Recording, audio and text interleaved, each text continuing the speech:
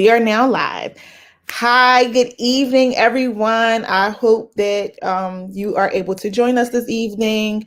I have the lovely Rae Lyse here joining me live for our last book chat of the 2021 year. So, to get started and to get you warmed up, I'm going to ask you 5 icebreaker questions. And the point of these questions is just to get you, used to talking. And I don't want you to think more than 10 seconds about the answers to these questions. Okay? Oh no. Okay. Don't be nervous. They're not personal. It's not about books. It's really just some icebreaker questions. Don't be nervous. Okay? Okay, got you. Number 1, water, wine, coffee, or tea. Water. Okay. Morning or night. Ooh, night. Digital or print. Digital. Really? Okay. Yes. Standalone or series. Ooh, a standalone. Okay. And last, music or quiet. Music. Okay. Great. That wasn't too hard, right? No, it wasn't. It wasn't bad. Okay. Okay. So now that we're warmed up and you got your brain, working, I just wanted to say thank you for joining us. And shockingly enough, we actually started our year with Rae. Guys, I'm not Y'all sure if you remember. did. Yes, I'm not Yes. sure if you guys remember, but Rae was actually our featured book in January as well, and that was with her initial novel, Saving Sunflower, and it's just like crazy because we get to wrap up the year with you 3 books later. Like how awesome! Yes. Thank y'all. Yeah, so make That's sure y'all show some awesome. love. Like, I hope y'all are watching because a lot of people was talking about this book in the group. So Really? I hope you guys were able to join us this evening. So, just gonna kind of jump right in with the questions. Is that okay? Yes, that's cool. I'm ready. Okay. So we know from our previous chat that you are an avid reader. With this now being the end of the year, could you give us a few books you've enjoyed this year? A few books I've enjoyed this year. I read The Marriage Contract by Shay Davis. That was good. Last Stop from Innocence. That was really, really, really good. What else did I read? Gosh. It's by Alexandria House. It's I think it was Ja or Set. I can't remember. I know it's a series and the covers are like really, really, really good. I read one of those, so what else did I read? That's all I can think of for now. So the marriage contract. Hold on, I'm just gonna put these in the group because we love reading. Yeah. Marriage contract. The last stop from. Oh, oh wait. Okay. The last stop from Innocence by Takira Allen. Yes. And I can't spell. And the last one was by Alexandria House, but you don't know which one it was. Yes, it was from them boys. Like from what I hear, the whole series is good. I know I read Okay. one of them. I think it's Ja that I read. I think. Okay. Okay. Thank you for that. That's 3 books, ladies. If you have not read those 3 books, now you have 3 recommendations. Go forth and read. They're Um, all good too. yeah, Last Stop from Innocence was definitely that was mind blowing. I didn't read the other 2, so now I have 2 books on my TBR. Y'all stay adding books to my TBR. I feel like I'm never gonna be done, but that's cool. But Last Stop from Innocence, Takira truly outdid herself with that one. She did. It was excellent. Okay, so you in 2021 have managed to publish 2 full length novels this year. Like, first of all, I have to. Thank you. And they were lengthy. I was like, yeah, They were. they were lengthy. Has your process changed since your first release? uh, with Bunny, it didn't, but now after Bunny, it's going to have to change. I realize that. I'm gonna have to put myself on a schedule and do more as far as writing. Like now, I've committed myself to writing 50 words a day. Like it doesn't matter if I have writer's block or not. Like I'm sitting down and I'm writing 50 words a day. I just love that. so I can, yeah, I can get down on that consistency and keep pushing. And so now, with having these three novels published, what would be one piece of advice you would go back and give yourself before pressing publish on your first novel? Uh, Probably to enjoy the journey, like just the journey of myself with those characters before I release them to the world. Like I don't want to say I took it for granted, but I definitely didn't realize, how much of a difference it makes, you sitting with those characters before you unleash them to the world, and you start getting other people's feedback and opinions, and things just feel all weird and stuff because they're not yours anymore. They're other people's now. So I would definitely just tell myself enjoy the journey more. Okay. As an author, would you say you found your flow and that we could look forward to more books like this series? And are you confident in your genre and what kind of stories you want to tell? I think I've found my flow as far as my style of writing. With Saving Sunflower, I was kind of, testing the water, see how I wanted things to flow. Trying to see what my style was. But now I have my style down. As far as genre, I don't like to put myself in a box. I don't Understandable. feel that right. I don't feel that I write one certain type of book. Like I don't just write urban fiction. I don't just write adult fiction or young adult fiction. I write whatever I feel needs to be told. So tomorrow, if I want to wake up and write a children's book, that's what I'll do. So I I love definitely don't like. I don't like boxing myself, and I don't want readers to box me in. I love that. I love that because it gives you an opportunity to try stuff that you might not have if you did box yourself in. Like you said, if you want to write a children's book tomorrow, I mean, that's is that if that's what the talent gives you, I say go forth Right. with it. Yeah. I Okay. feel like a lot of people box themselves in, and they just kind of get lost in that. So back in January, not sure if you remember or not, when you announced that you were working on Mo's book, and this book was in the works then, because I can pull it up and I'm gonna share it with the group because I went and did the research. So you found the evidence, I the went and receipts? found that because I don't come with just questions. I come with backup. I just Right. wanted to, like, he didn't really get a warm reception from the readers. Has that No, you didn't. changed now that Bunny is released and out in the world and being read? So has that changed? Has people's perspective of Mo changed? Oh, most definitely. I Okay. think after hearing his backstory and everything that he went through, there are people out there who definitely love Mo. I've had people message me and say, his story was their favorite in the series. So it's definitely a change. It was your favorite? It was definitely, and I will tell you why. And I've said this in previous chats. I'm always rooting for the underdog.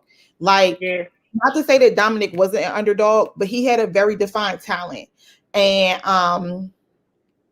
I I know you don't like to be, put into a genre, but for this to be an urban series because it was placed in an urban environment, and me being like a person, a reader who really enjoys urban literature, urban romance, like those are my top two genres. Hmm. And I think it's because it does give people a chance to see those stories, and I see so much of the young men that I grew up with, that I'm family with, that I'm friends with in these young men. And, Hmm. coming from a very urban environment, a very poverty stricken environment, where you actually have lived the messaging of you're not going to be successful unless you're a rapper or a basketball player or a drug dealer. Like, these are actually messages that these young men hear. And Exactly. so Yep. if you have a skill set like Desmond, Mo, Desi, whatever you want to call him, like he did, which was cooking, you're not necessarily sold on the idea that you can make a successful career out of these talents. And that's Right. how a lot of Exactly. them get sucked into this desperation of wanting to go into one of those three designated skills where they'll see success. Hmm. And you had the rapper, right, with Dominic. You had the athlete with Josiah. So now coming to Mo's story, it's like we didn't have a clear idea of what kind of man he was. Because even in Saving Sunflower, we knew Josiah played football because he was very adamant about him not being connected to he and Mo in the streets so that he could be successful as a foot. Like we had that clear idea going into that story, right? Right. With Mose, it's like we're going into it like knowing who he was to Dominic, but not knowing who he was as his own individual man. And I think that's why it was my favorite, because you actually got to see that development of this young man who has absolutely no clue what he's talented at, what he can do, so shaken by the circumstances surrounding the shit that he used to do, that he comes home and he says, I'm going legit. I'm going to get a regular job, being a crystal. Like, that is so humbling. And it's like, yes. I don't know, for people who don't grow up in that environment, if they understand how prideful these young men are, that they will return to the streets after incarceration, shot. And they'll just keep doing it over and over again. It's like, bro, you just, okay. But it's like, that's what the only thing they feel like they have to latch on to, because they don't have this defined skill set. Where it's like, oh, are you good at cars? You could be a mechanic. Are you good at putting things back together? You could be like, we don't do that for the young men in the hood, or the culturally speaking, from a society standpoint. So I think that's why I really, really related to and kind of liked Mo, because it was like, you went into this like, all we knew is that he was Dominic's manager, and then he wasn't. For 2 seconds, he was Dominic's manager. That's all we know. That's all we know. Oh, I love that perspective, though. I love that perspective, because it's like, true. I mean, it was Mo's introduction to the world, basically. So, right. It was like, that's all we know. And then you also have these assumptions that, well, if Dominic is successful, of course, his best friend is going to be put into some position to ride that wave, like we see with a lot of rappers. That's why they got 15 people on the stage at concerts. So knowing, very, very common. So knowing that's not what happened, it's like, well, wait, what happened? What happened? Why are you mopping floors? Why is Mo cleaning the school? Why is he not on tour? What happened?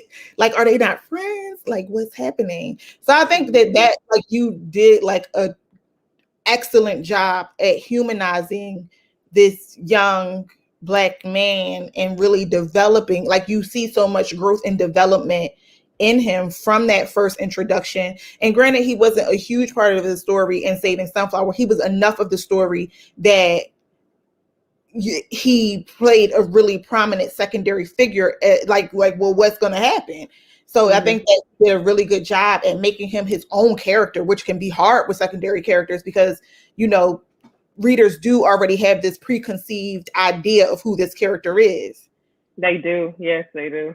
So you did an excellent job of really developing him and making him his own person, like very independent of what we knew about him.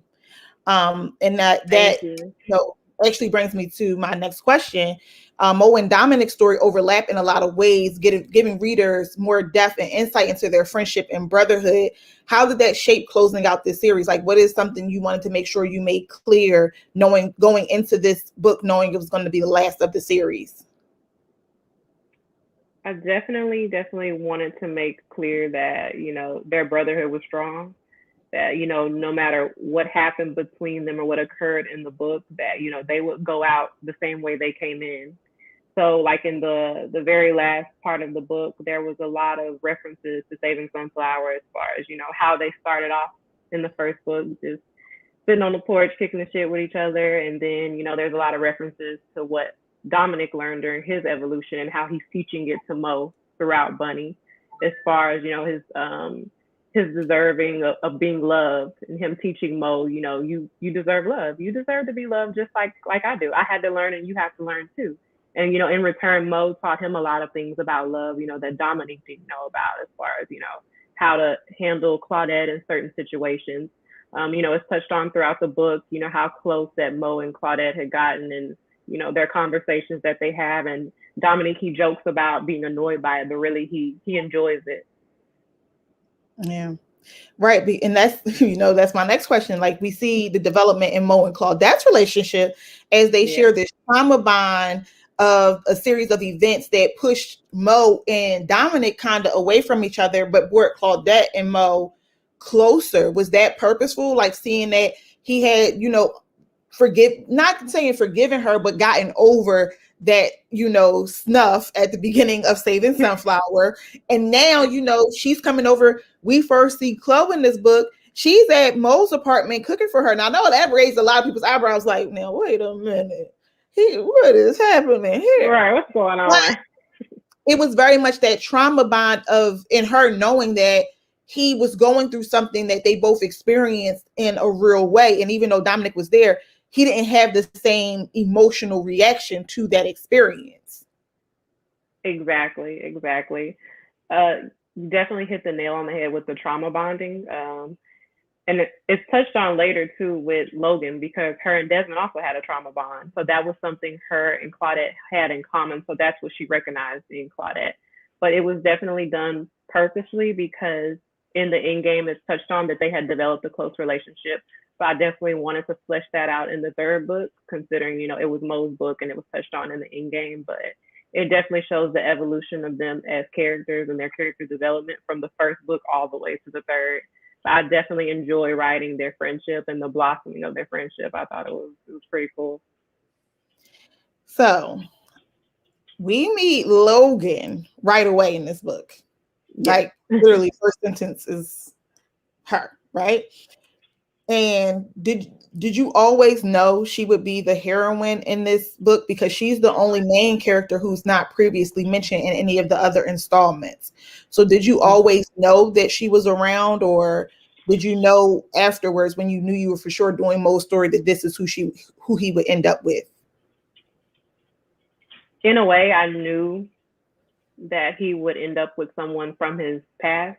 So in Saving Sunflower, there's a lot of things touched on as far as Mo already have been in love with someone. I think when him and Dominic are riding in the car together to confront that guy at PJ's or whatever the bar is called, he tells Dominic that he's in love, and Dominic doesn't realize it, but it's because Mo had been in love, so he knew what it was like to feel that way. So I definitely knew that he would have already experienced love, have been in love with somebody. As far as the development of Logan's character and like her personality and her traits and stuff, that came later on whenever I started writing and started, trying to flesh out the different characters and their character traits and stuff. Okay.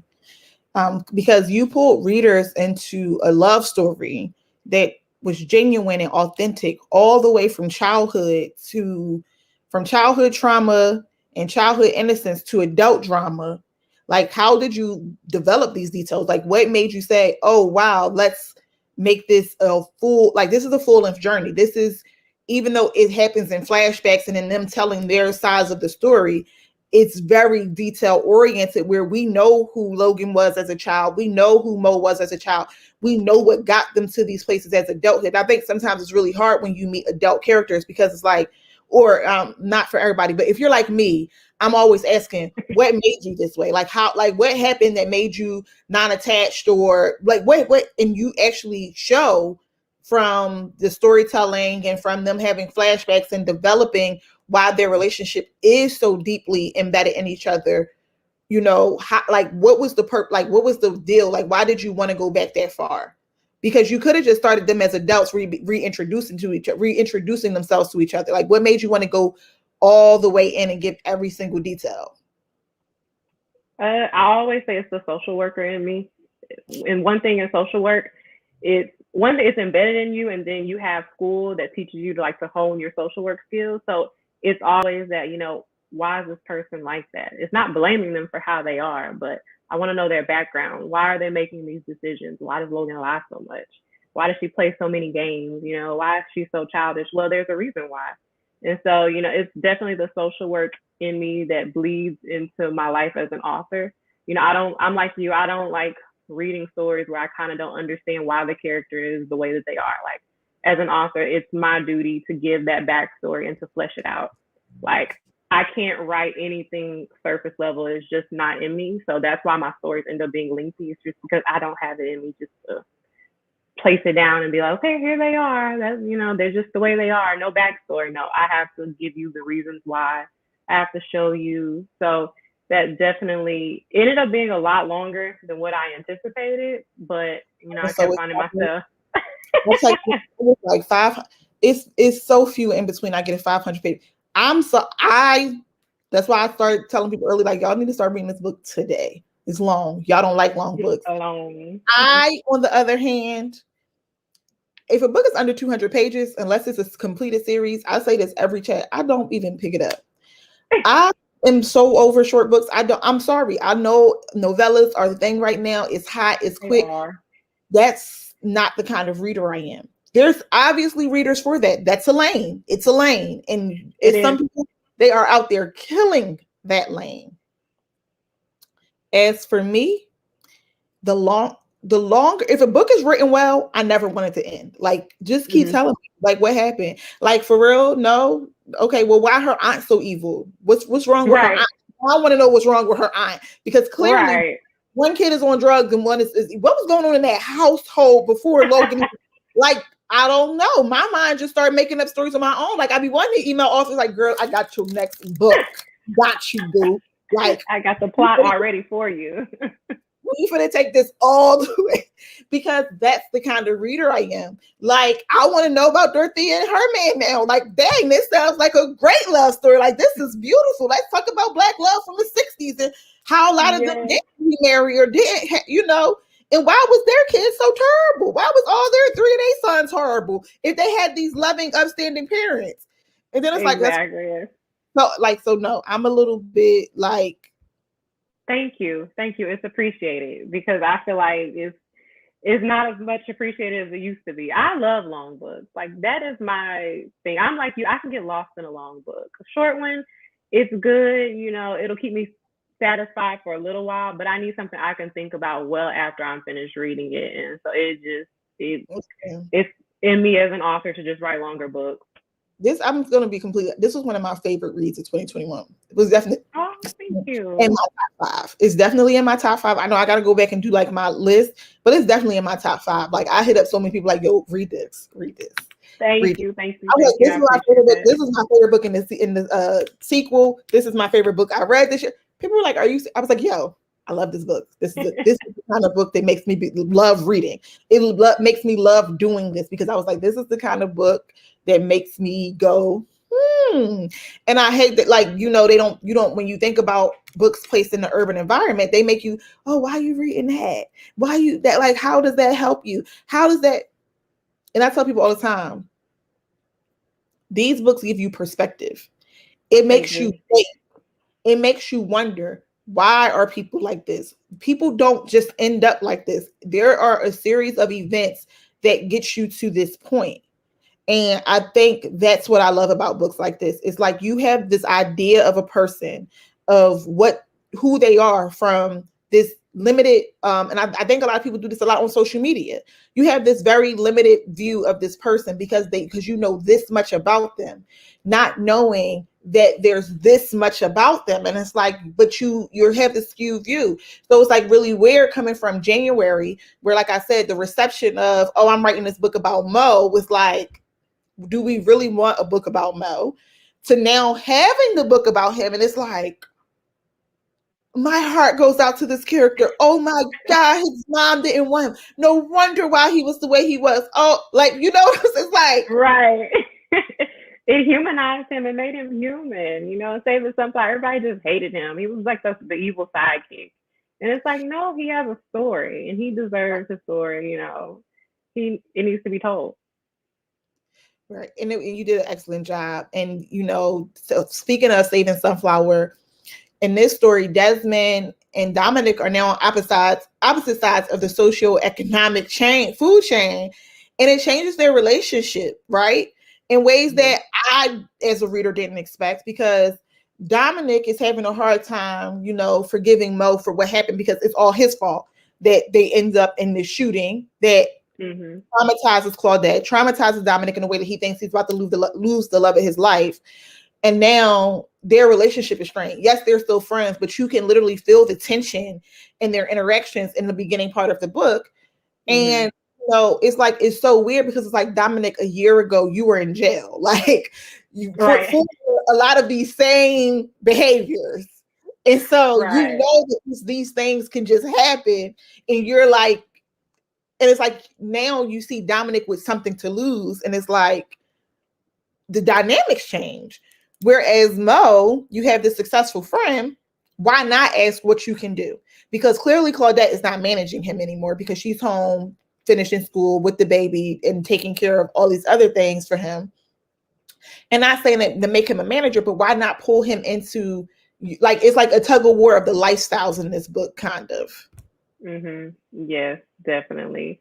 Uh, I definitely wanted to showcase, the difference because in the end game, it's touched on that Mo is still doing the same old stuff, and Josiah just can't wrap his brain around it. He's like, well, why? When you could just give him money and you could just give him a job. Well, does he want that? He's a prideful person. I think about myself in that situation. Like if I had a famous best friend who suddenly, rose to stardom, would I just want them to bring me as their hanger on onto the stage or have them pay my way everywhere we go? Like, no, that to me, that dehumanizes somebody. I know some people don't mind that because you have leeches who won't mind it, but it Mhm. spoke to Mo's character that he's, like Logan said, he's not a leech. That's not what he was about. They were brothers, they had nothing together, so he didn't want that. And do you think a part of it might have been like after Mo was shut down on being Dominic's manager, like, that happened so quickly and changed the dynamics of what he thought was possible so quickly. It's like, well, he already shut me down this one time. I'm not gonna go back and be like, bro, let me do something else. Like, hmm I and it's definitely think, yeah, that and had it's a part in it as well. because Dominic ends up helping him in the long run, figuring out what like. So it's like it's a very full circle moment that he shut him down, but then was like, listen, this is how we're going to make this work. Yes, and that literally the whole end of Bunny was like a whole full circle type thing that I loved. Like I was like, everything has to come full circle. It has to. You said this was going to be the last book, regardless. Like this is it. So then we have Bunny, Logan, Lolo. She's a very different character than your other two heroines and your previous female characters. She has this sense of duality that bridges both, the hood, urban, that where she grew up, but she went to Spelman, which is like where she got cultured and shiny, and College. she's now Yeah. educated. What she brings so much energy. How did you meet this character, and what was it like bringing her to life? Oh, Logan. I love Logan. She was so much fun to write. She's hilarious, number one.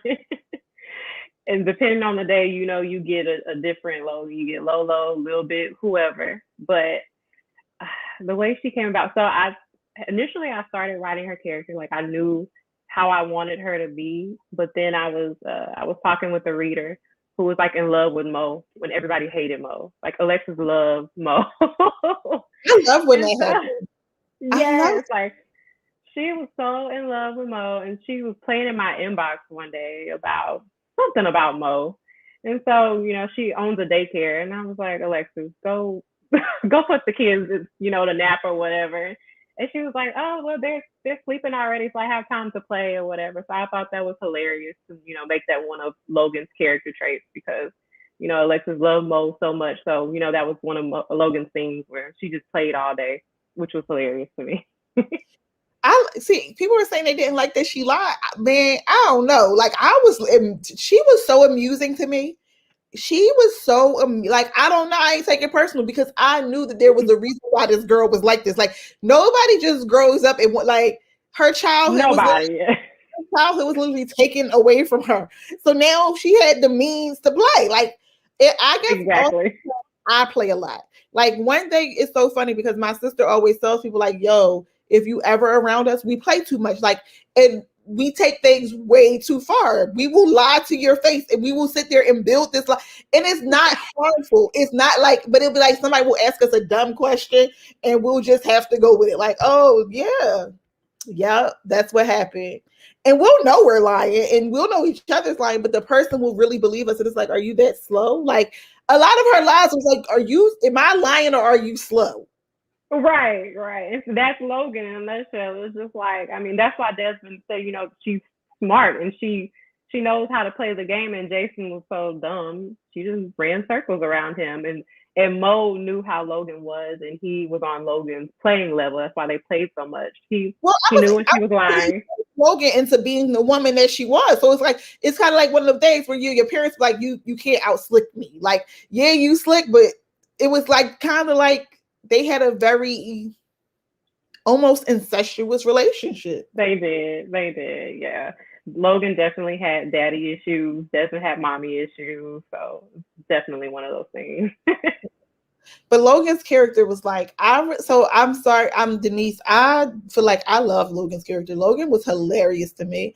I think she was so funny and she was so bright and so just complex. That's the word. She was complex. She had layers and she had different things about her.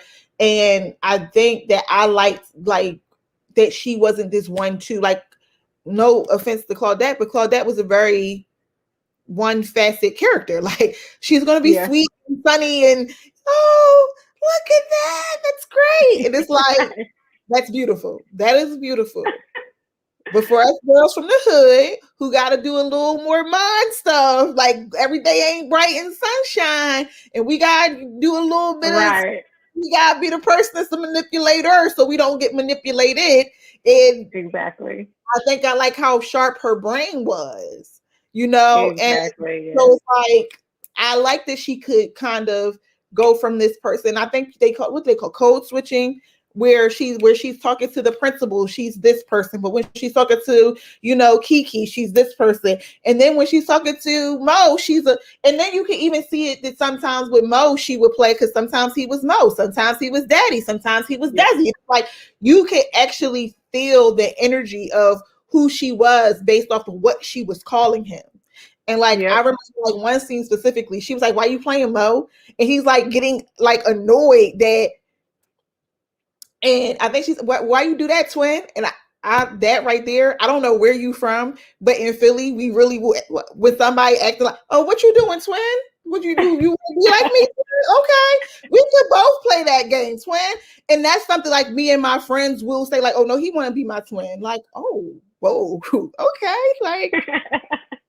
I don't know, but I feel like all slang is kind of like mumble jumbled now. But that was like, that to me was funny because I could like feel her playful energy of annoying her boyfriend, and even though they weren't boyfriend, friend, but like like, oh, she really getting on this nigga nerves. Like he about to like for real.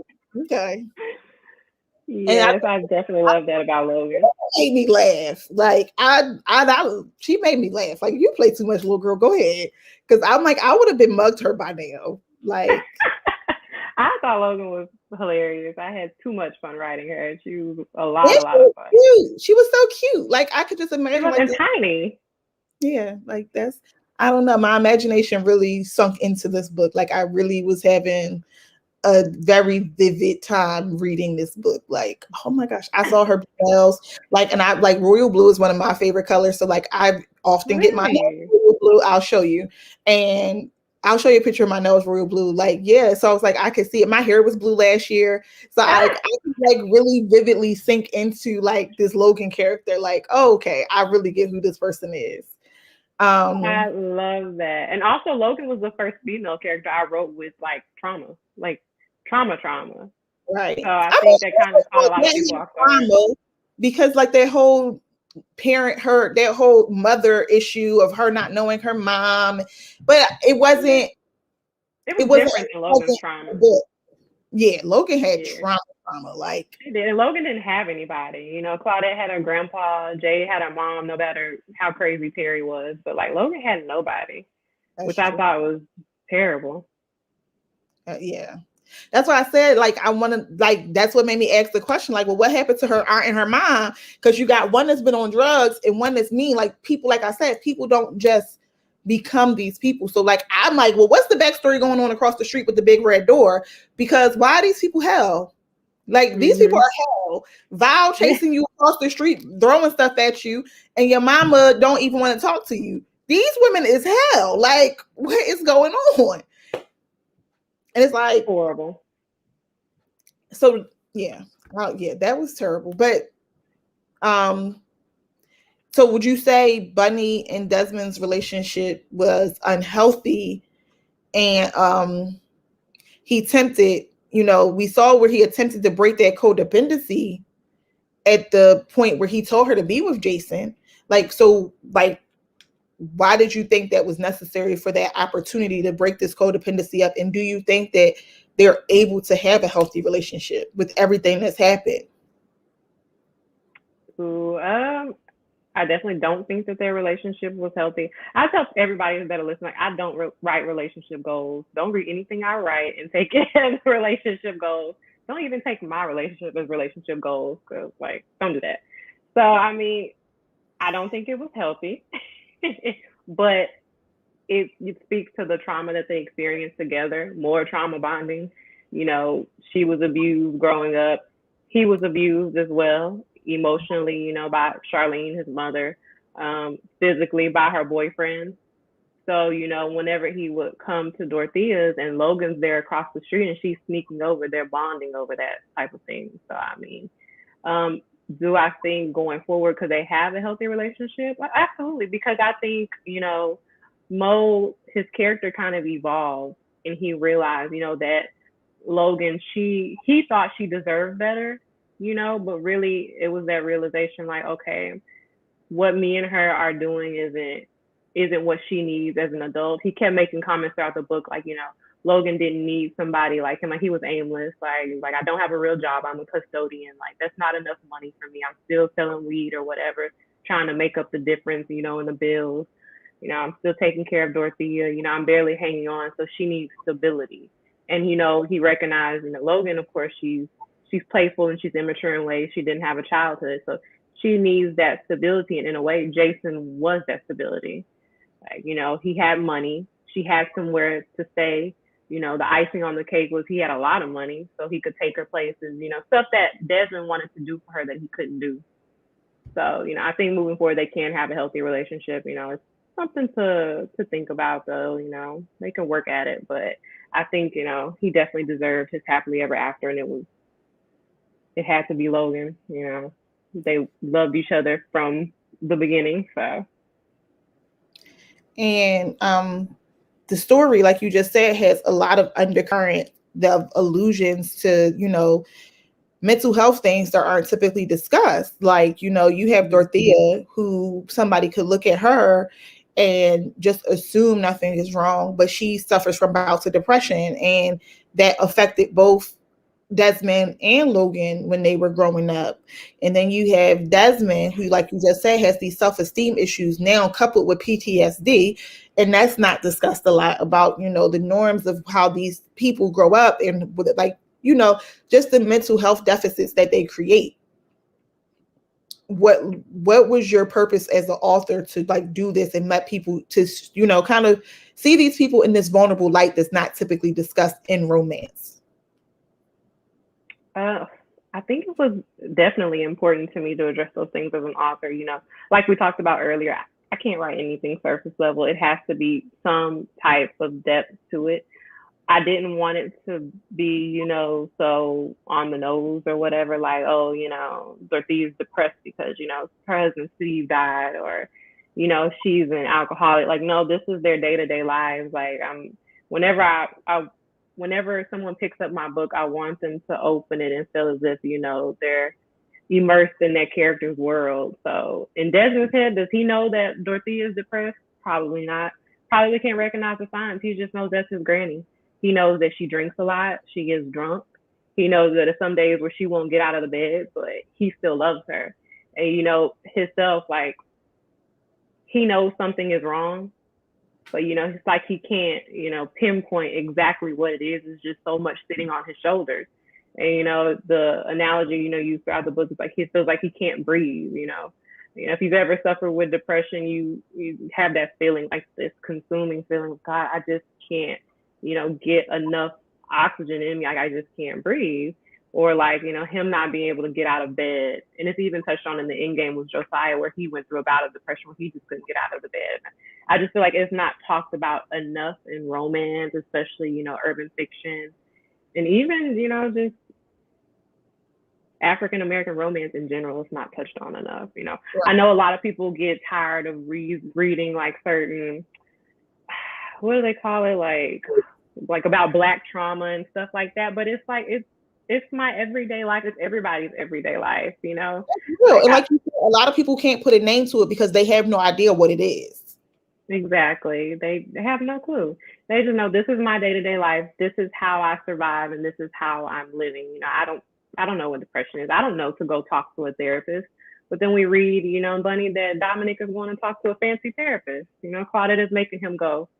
So, and he's using these skills that he gets from, his therapist in the real world. He's putting them into practice with Mo and different people. So, yeah, I definitely think like in the last few years, that it's become more common to have these discussions, and it's been like a movement, especially like in the millennial generation of, oh, we all have trauma. And I tell people all the time, I am a huge mental health advocate. I think everybody needs therapy. If you are Black and you are over 20 in America, you need therapy, because even if it was in childhood trauma, the stuff that we just experience every day is not normal.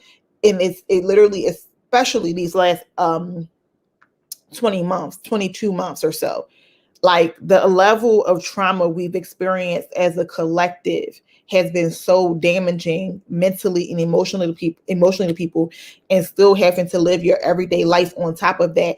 It is not healthy to not have any outlet or anybody to like help you sort through how you feel, like, and it's so wild to me, because you have this as a full study in every university and college, right? You have actual monies that's delegated in most governments to this particular thing, because they know that it's real. But yet every day people don't know how to actually express or describe into efficient words what they're experiencing that could give them an idea of what this means. And I definitely think exactly. that not enough resources. And so that's kind of why I said, you did it in a very elegant way where it wasn't right in your face. It's very alluded to, because Mm-hmm. like you said, it's easy to read the book and just think, oh, there's nothing wrong with Dorothea. Like my grandma be like that too. And it's like, your grandmama depressed, bro. Right, right. She might not can say that, but I'm telling you, your grandmama depressed. Like that, she need help. Like that's not normal behavior. That's a coping It's mechanism, not. and it's not It healthy. is. And we And need to it's so discuss. normalized in our community, which is sad. Like, So that's why I definitely think it was like more of an illusion. Like, oh, what's our thing got to be sad about? She don't pay no bills. Her grandson takes care of her. She don't got to drive. He said that beat up Cadillac still in the they've been moved in 10 years. That's in the. uh, And it's like and then she also has that codependency with Logan, where if they miss, even though Logan hasn't been around in 2 years, she's made it very clear we have not missed a Saturday night watching our shows and eating our snacks in the 2 years that she hasn't seen me. So it's like, mm-hmm. That is something that she looks forward to. And people don't understand that when people are depressed, they need that kind of they need that kind of schedule. Like they need scheduled events to look forward to, so they can They kind of do. know that they have a reason to break themselves out of that melancholy feeling. It's like, oh, it's Saturday. I get to get on the phone with this person. And just like, it is very much therapeutic. And if you don't have a therapist, that you start to look forward to that as your healthy, like as a healthy, positive coping mechanism. Exactly, definitely. And also, Dorothea was older. She was up in age. She was lonely. She was inviting a friend over, so they could gamble and play cards, and the woman is stealing from her, but she keeps inviting the same woman over.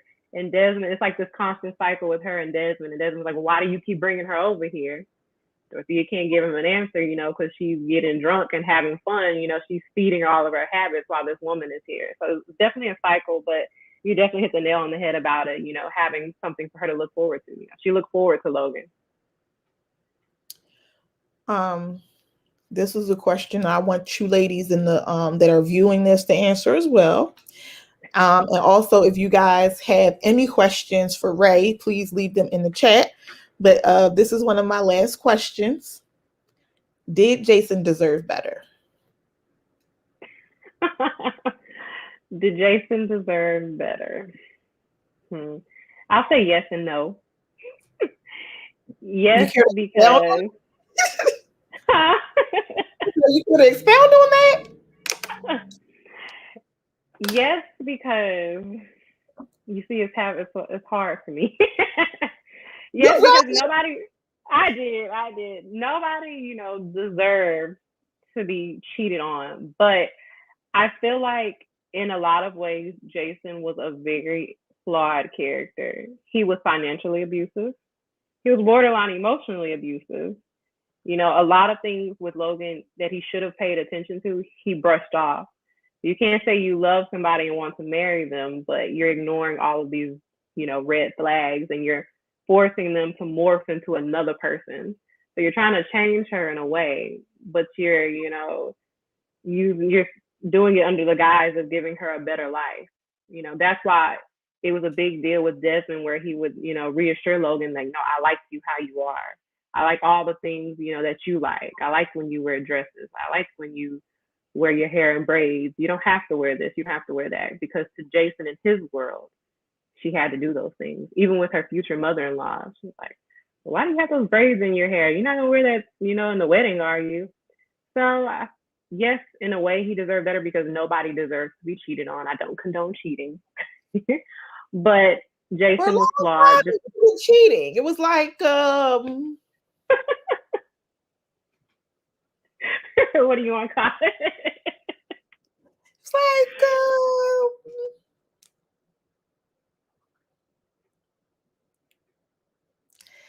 I don't know, but things happen. They do. That's not condoning cheating. I'm just saying that things happen, and when a person is leaving you for weeks on end, I don't know what he was doing. That's very true, and people have thought that too. They were like, "Well, I just assumed Jason was cheating too because he wasn't there." So who knows what Jason's doing on all of this?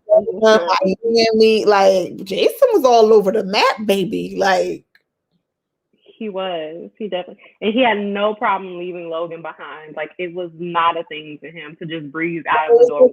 Yeah, they were supposed to be planning a wedding, and he just, I didn't tell you, I'm going to Miami. Have a nice weekend. Right, and Desmond kept saying, you can't leave Logan alone by herself. You can't do that. Logan likes to play a lot, so. My fiance would. Baby, that's probably why I ain't got one. Because I would. What to a question that would you ever write an interracial romance?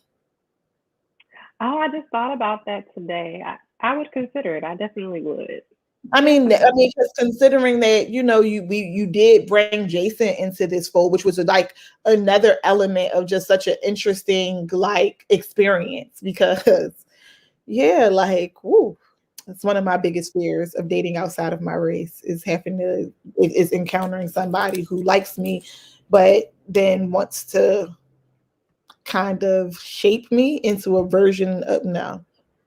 Right. And then when you're dealing with interracial relationships, sometimes it's something that are out of your control. It's a culture thing. So you may love this person and they may be another race from you, but according to their culture, this is what they know, how things should go. This is what they think is right. So they may unknowingly, put things on you or force things on you. So it's interesting. I definitely would consider it though. It'd be cool to write about. Maybe Jason met, just saying. Just gonna scroll through the chat real quick because there were some comments questions and comments that were in chat that I just want to see. Oh, something. Sharita, our skin look good. Thank you, girl. I don't know if you can see that. She said our skin looks good. Thank you, boo. Appreciate it. Somebody said, I'm looking for it. I'm looking for it. That they wanted to see a book about.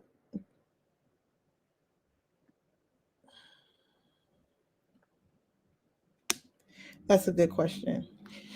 I love the series. It was nice to have the male heroes be the main characters. How did you decide to give hood dudes the main characters? They seemed authentic. Where did you pull from? How did I decide to get to do the main character? For some reason, it's really easy for me to jump into a male character's head more than it is a female character's head. I don't know why. It's a strange thing when I'm writing. I wish it wasn't that way, but it is. So that's kind of why they always end up kind of being the bulk of the story. And maybe as I continue to write and like improve my skills, I'll get better at, forming female characters. But that's usually why they're kind of like the main characters. They seemed authentic. Where did you pull from? I pulled from everywhere. My husband, people I encounter in public. The story is set in Georgia and Atlanta, so definitely on my trips to Atlanta, you have to listen to the slang like you talked about earlier. The dialect, using certain words, referring to certain things. Different landmarks and stuff like that. So I always try to do research in any way possible because I like for my stories to be grounded in reality. I don't want them to be in Atlanta and talking like they from New York. Like that's a no-go for me. So I definitely try to do my due diligence on that part. Wait, where are you from? I'm from Houston. Wow. I would have never guessed it. You Really? from Houston? Yes, ma'am. You have a very even keeled accent. Would have never guessed it. Thank you. Thank you. It's a work in progress. Yeah, I love the accents. I don't know. Like I love my family's from Atlanta. And so when I go down there, I'm like, yes. Or like when I go to New Orleans, I'm like, yes, accent. And it's funny It because comes out when I'm around friends and family, but I'm so used to code switching, like you said, like how Logan does in the book from school, public speaking at work. It just is easy for me to just even it out. A book based out of Houston? Like, why did you make the book based out of Atlanta? That's interesting. The series. Well, so Saving Sunflower was about Dominic, and he was a rapper. Houston does not have a lively rap scene. It just does not. I'm sorry out there if you're listening you're from Houston, but I'm sure you can vouch for me. It's not a huge rap scene here. They get big and they leave. It's not Megan Thee Stallion hanging out around the corner. Travis Scott not hanging out around here. They come and they give back, but it's not a poppin' music scene, where Atlanta is kind of like, huh? That's where he's from, Travis Scott? Yeah, he's from Houston. See? And you don't know. But I don't know a lot about him until like this last week. I swear, like I was like, what? I knew he was Kylie boyfriend, but that's it. Like, no, Astroworld used to be an amusement park here in Houston. So that's like a huge Houston thing. Astroworld. We all used to go to Astroworld. Travis Scott is from Houston, yes. Teach me something. But that's how I feel about Philly. I feel like everybody with like really big talent leaves. Like so many people are from Philly. And it's so funny because me and my sister talk about it all the time. Like a lot of people don't know M. Night Shyamalan is from Philly, but he puts Philly. He's from Philly. He puts Philly in like every single movie. M. Night Shyamalan is from Philly. He puts Girl, I didn't know that. I don't know where I thought he was from. I didn't expect that. No, okay, that's news to me. He does all of his opening nights here. All of them. What? Like if he has a movie coming out, he's doing a Philly screening. He's from Philly. I didn't know like that's what I mean. Besides like the really big names that you know are from Philly, Will Smith, Meek Mill, like it's so many people from Philly that you don't know are from Philly because they leave. And it's like, no, if you like go down a list, Philly has so much like popular talent. Like, yeah. Did not know that. See, Houston is the same way. They leave. They don't stay here. Ever write a book that is based out of Houston? Oh, definitely. I would. I've been toying with the idea. It's just the way things fell with the Sun series. Like I said, Dominic being a rapper and Atlanta having such a rich, rap culture, hip hop culture. It's, you go to Atlanta, so many rappers from Atlanta, and it's hot in Atlanta. Houston, not so much. So I would definitely toy with it and see, what I could do with that. Okay, somebody said that they wanted a book about the teenager story. So are we talking about Key Kiki and what's the little boy name? Daquan. Sean. That was his name. Is that who you're talking about? Who wants that story? Make I yourself think that's known. who they're talking about. I think that's who they're talking about. Make yourself known. I think they got their happily ever after in Bunny. Like Deshaun ended up going back to school, and him and Keisha they ended up together. Yes, Will Smith is from Philly. Okay, so the next question. So no more reader questions. Now that we are done the Saving Sunflower series, what can we expect next from Rae Lyse? What can you guys expect next? Oh my gosh. I'm writing. I am. I'm actively writing. I Okay. won't share what because I don't want people to get stuck on one thing. So, but I'm writing. You I'll are have right. something new soon. I am writing. Yes. Will it be a series? Huh? Will it be a series? I don't know yet. I don't I'm know. trying to get some I have information. no clue. She's not budging. She's not giving I'm names, not names, nothing. setting, plot, nothing. She said you get nothing. I'm trying, y'all. I tried. Nothing. I'm Okay. sorry, y'all. That's what everybody want to know. What's next? What's next? I want to So know what's next. everybody want to know what's next. That's the thing about us as readers. It's like, okay, when you find an author that can continuously give you good books, they're always going to want to know what's next because it's slim pickings for certain. If you're a certain kind of reader, it's slim pickings. That's all I'm gonna say. That's all I'm gonna say. It's all right. I can agree. I'm a picky reader, so I understand. When I used to just be a reader, I was the same way. I'm a very specific reader, and I love new new authors, and I say this all the time. I love new authors because I really love first books. That's why I'm surprised I love this book more than the first book. Not saying I don't love the first book because I wouldn't have read this book if I didn't. Mm-hmm. But I feel like new authors have so much audacity, and that as a reader, just I love that. Like, listen, go all the way there, please, take it as far as you need to. Take us with you. That's how. Yeah, That's absolutely. how I like when I. This is what I like about talking to authors who are new to the publishing, and they just had this really. I don't care how audacious the story is. If you do your research and it makes sense, like it follows the actual timeline, I will You can commit to. kill it. I Yep. will commit to. I don't care how it could be as audacious as you want it to be, and I feel like a lot of authors over time they start to listen to their readers, and that's why I'm kind of glad you're not telling us what's next because they start to I'm only going to write this because this is what my readers like, and it's like now the audacity is missing from your Mm-hmm. work because And you that's just what I do not like. Is don't chirp in my ear, please don't. No, I'm not writing. I write for me first. The day I start writing for other people is the day I will stop writing. that's great. Don't tell me who to write about or who I'll say, oh, okay, that's great. I ain't writing about them though. So y'all are going off in this. Wait a minute now. Joe is mine. I don't think anybody wants Joe.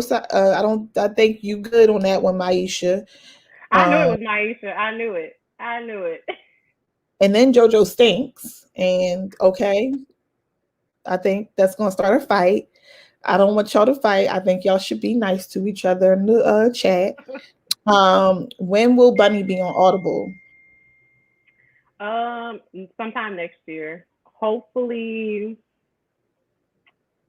maybe mid next year. I think. I haven't got a date yet, but I know for sure next year.